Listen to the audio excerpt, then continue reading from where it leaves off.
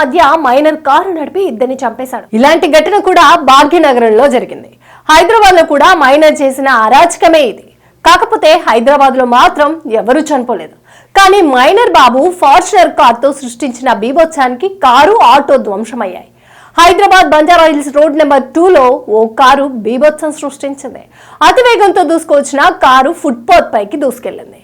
Lumbini mall వద్ద park చేసి ఉన్న కారు ఆటోను ఢీకొట్టి కారు బోల్తా పడింది.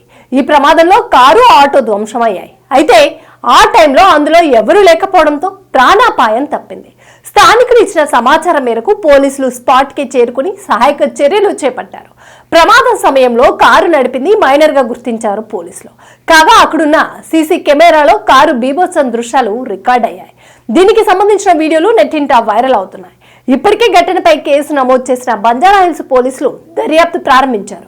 కాగా మైనర్లకు వాహనాలు ఇవ్వకూడదని తెలిసినా వారి తల్లిదండ్రులు ఇస్తుండడంపై పోలీసులు ఆగ్రహం వ్యక్తం చేస్తున్నారు.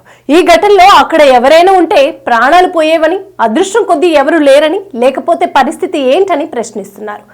ఏదేమైనప్పటికీ ఇలాంటి విషయంలో కఠినంగా వ్యవహరించాలని ప్రజలు పోలీసులను కోరుతున్నారు.